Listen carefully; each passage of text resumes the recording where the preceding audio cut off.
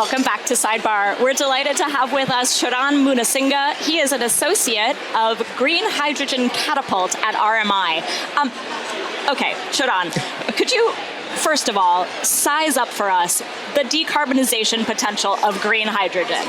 Well, first of all, thank you for having me. And this all sounds surreal. Before I jump into your question, just wanted to say how appreciative I am of this opportunity, and I really want to thank GreenBiz.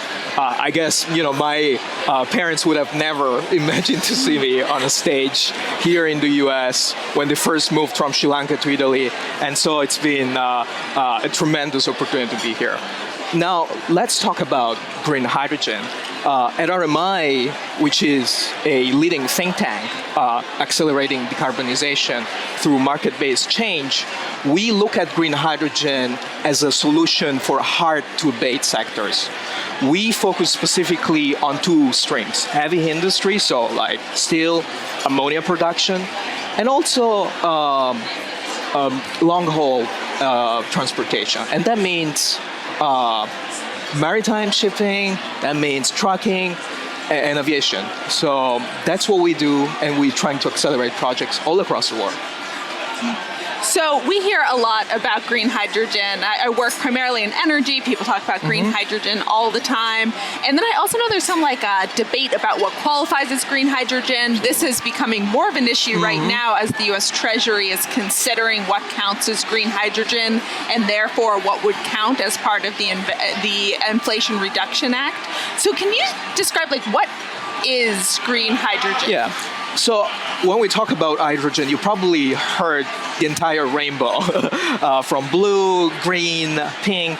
But what comes with the assumption of green is that in order to produce hydrogen, we use renewable electricity from solar and wind, and we use it to power electrolyzers, which are a machine that splits the water and produce as a byproduct oxygen, but also hydrogen.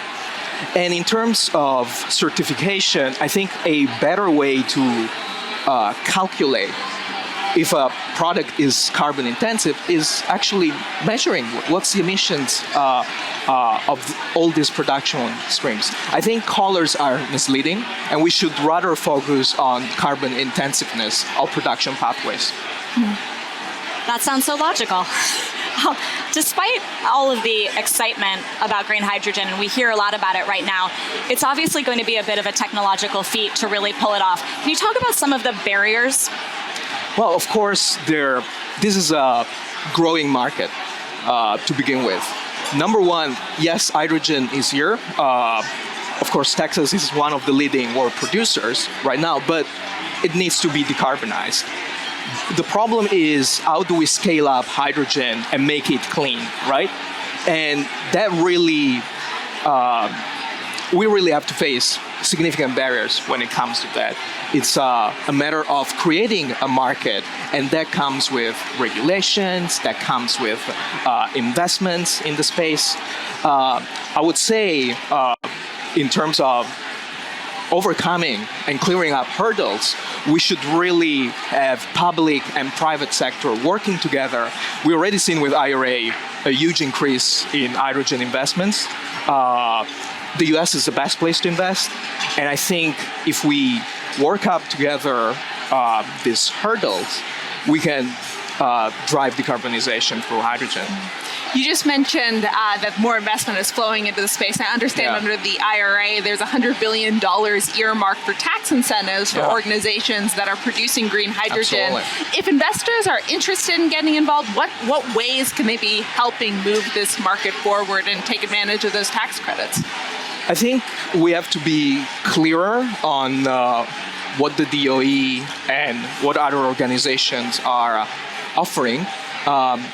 There is, in some sense, not from the developer's perspective, but from the other actors in the economy, a sense of risk whenever it comes to investing hydrogen. And what we do as an organization at RMI is trying to de-risk that by supporting projects, but also helping de-risk the notion of investing in hydrogen by talking with other stakeholders. It's been so wonderful to talk with you. We've been with Sheran Munasinghe of RMI. Thank you.